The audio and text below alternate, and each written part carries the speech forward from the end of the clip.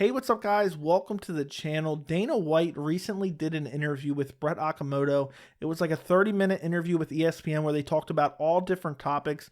But one thing he was asked about was the Francis Ngannou contract situation. Francis Ngannou is fighting next month at UFC 270 against Ciryl Gane.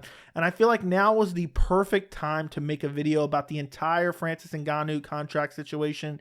And also, I feel like there was one thing that Dana White hinted to within this interview that I feel like nobody else is talking about. So we're going to get to that in a minute, but I feel like there's so many things we can talk about this. First off, I feel like the UFC is actively rooting against Francis Ngannou in this fight against Ciryl Gane. I feel like Dana White blatantly lied within this interview. Also, if you've been paying attention to any of the information we've gotten on fighter contracts in the last few years, there was some subtle hints in here about a tricky contract stipulation that the UFC has with all their fighters. And also, I'm going to talk about the potential biggest UFC fight of all time in the end of this video. So first off, Francis Ngannou is on a 5-fight win streak. He won the belt earlier this year against Stipe Miocic. He KO'd him. It was a beautiful win to become heavyweight champion. And after that, there was some weird circumstances because Francis Ngannou won in March. I think it was the end of March. And then he said he was ready to defend in September. So only 6 months later, we've seen champions sit out far longer than that. But the UFC said, no, we want you to fight in August. And Francis Ngannou said, I'm not going to be ready to fight in August. So the UFC decided to make Ciryl Gane versus Derek Lewis for the interim title, which I thought was a little bit strange, but at the end of the day, I didn't really think it was hurting anyone. Ciryl Gane wins that fight against Derek Lewis, and now they're going to unify the belts at UFC 270. But it's just crazy to me that they even have an interim champion, but I still love this fight. And when Francis Ngannou takes on Ciryl Gane at UFC 270 in January, I feel like the UFC and Dana White are actively rooting against Francis Ngannou. So we've heard that Dana White and Francis Ngannou have had troubles going back and forth in the past. We even heard it a long time ago when Francis Ngannou wasn't even champion and he lost to Derek Lewis. There was some back and forth then. But I feel like with Francis Ngannou trying to fight out his contract at 270, I feel like the UFC wants him to lose because we all know if Francis Ngannou loses, he loses a little bit of leverage. You know, when you're the UFC champion, you're coming off, a 6-fight win streak it would be if he beats Ciryl Gane.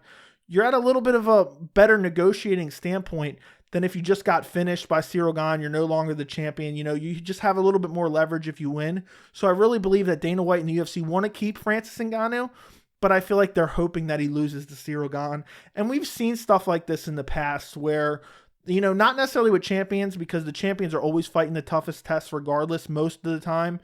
But the UFC, if a person wants to fight out their contract, we've seen vindictive matchmaking where the UFC says, okay, you're going to fight out your contract.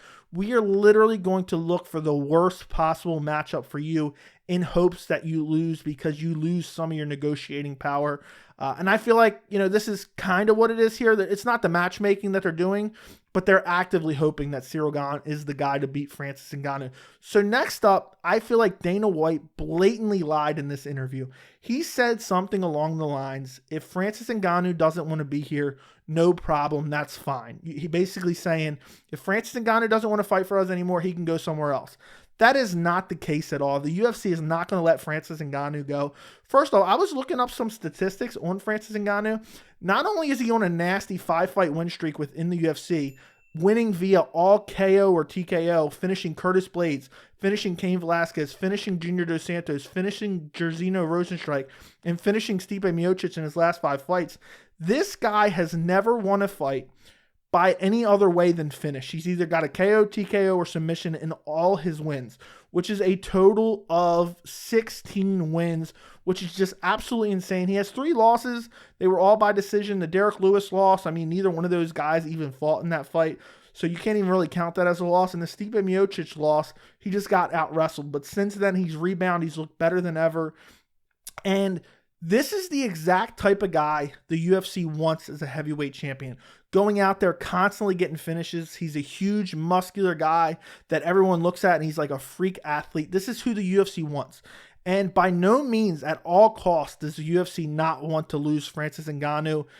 So I just don't believe that. If Francis Ngannou says, you know what, I'm tired of trying to negotiate with you guys, just cut me and let me loose, they're not going to do that. So that was a blatant outright lie. So moving on to the subtle hints that he dropped in the interview. And I wish that in this interview he was pressed a little bit more, but it's with ESPN. They have a partnership with ESPN. That's never going to happen in an interview situation like this. But if you paid attention, and I had to look this up because I couldn't remember for sure, but if you pay attention to all the information we've gotten on fighter contracts over the past few years, there was something that Dana White said in this interview that immediately clicked in my head and said, that's what he's talking about. So initially when they were talking about fighters fighting their contract out, Dana White said that, it's no problem. They can do that. It's no problem. The heavyweight champion is even doing it in January. And then he goes on to say, he was asked, well, what if Francis Ngannou wins in January? Then what happens? And he says, well, he kind of stumbles a little bit. And then he says, well, off the top of my head, he would have one more fight in the UFC. And what he's talking about is I think they call it a championship clause. And basically, if you fight out your contract, and on the last fight on your contract, you are the champion, whether you win the belt or you're defending it, your contract is automatically extended by 1 year or a couple fights. Like if you fight out, I think 3 fights, you are officially out of your contract. It's just automatically extended. And that's the reason that he said he would have one more fight, because they can't do that forever. And again, I don't know the exact specifics, but even though this fight in January is his last fight on his contract, if he wins the fight, he will automatically be extended for at least one more fight, which Francis Ngannou doesn't want to do. He wants to renegotiate his contract and be happy with his contract. So Dana White, he didn't come right out and say that, but that's what he's talking about. And I feel like nobody else ever mentions that the UFC champions are automatically extended for at least one fight. And I wish I knew some more specifics on it, but I know that's the case. And it's a little bit of a weird situation because I believe Francis Ngannou is on the verge of the biggest fight in UFC history. Regardless, I'm talking about bigger than Conor McGregor, any of his fights.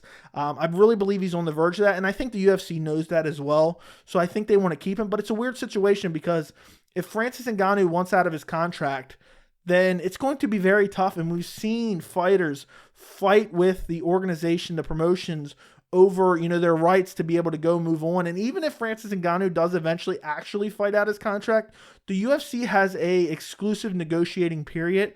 I don't know what it is. I don't know if it's different for every contract, but basically what it is they have 3 months. Let's just call it 3 months. It could be 6 months. It could be whatever, where the UFC, you cannot negotiate with anyone else.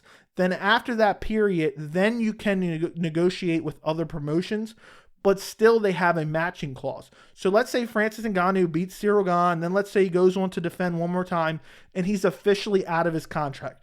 Then the UFC has like 3 months. I'm just making up that number. I don't know what the period of time is, but I think it's something like 3 months usually. They have 3 months to negotiate with Ngannou to get a deal done. Now, after that 3 months, Ngannou can negotiate with any other promotion he wants, but the UFC has a matching rights. So if Francis Ngannou goes talks to Bellator, goes talk to PFL, goes talk to Rizin, whatever promotion it may be, and let's say he says, yes, I accept, Francis Ngannou then has to take that deal back to the UFC. The UFC can look at it and say, you know what, we'll match it. And then he's stuck with the UFC. We've seen this happen before, not necessarily with somebody that's unhappy, but we've seen it play out before. I believe it was Gilbert Melendez. This was years ago when he was in his prime. Gilbert Melendez went and struck a deal with Bellator. It was massive news. Gilbert Melendez signs with Bellator. Well, the UFC took a look at the contract and said, you know what, we are matching this deal. Gilbert Melendez stays with the UFC. So as far as the biggest fight for Francis Ngannou in UFC history, I believe is on the verge of happening. If Francis Ngannou can beat Ciryl Gane in dominant fashion, not super controversial, I believe that the UFC will put together Francis Ngannou versus John Jones. John Jones has talked about coming up to heavyweight for so many years. And, whether you want to agree with it or not, John Jones is a decent draw, and especially when he has the right opponent. So a lot of people like to kind of talk that John Jones isn't a draw, but when he has the right opponent, his pay-per-views sell very, very well. Case in point, Daniel Cormier 2 times. Both those pay-per-views were huge. I don't remember the numbers right off the top of my head. The Gustafsson rematch was pretty big. And I can't think of any other right off the top of my head. But Jon Jones moving up to heavyweight is a big deal because Jon Jones is the consensus light heavyweight GOAT. People have wanted to see him at heavyweight for years. And for him to go up and challenge Francis Ngannou, who a lot of people think may eventually be the UFC heavyweight GOAT. I think Stipe Miocic holds that title still. But you have Francis Ngannou with this crazy knockout power coming in to fight Jon Jones, the consensus light heavyweight GOAT. I honestly believe this will be the biggest fight in UFC history, if not very, very close. I believe this will be a massive fight. Dana White and the UFC knows this, and I believe that if Francis Ngannou does beat Ciryl Gane, the UFC will figure out a way to renegotiate his contract where they're both kind of happy, or at least semi-happy, and then the UFC will put together Francis Ngannou versus Jon Jones, and they are all going to make a bunch of money. So I'm hoping that's what eventually happens because I really want to see Francis Ngannou versus Jon Jones, but you never know. Who knows? Ciryl Gane could win, and then Francis Ngannou could still not want to negotiate with the UFC and move on. But I've heard Francis Ngannou say multiple times, regardless, he wants to stay with the UFC. You know, he just wants to be, happy with his contract. So let me know what you guys think in the comments. Don't forget to like the video. I really appreciate it. And thank you so much for watching.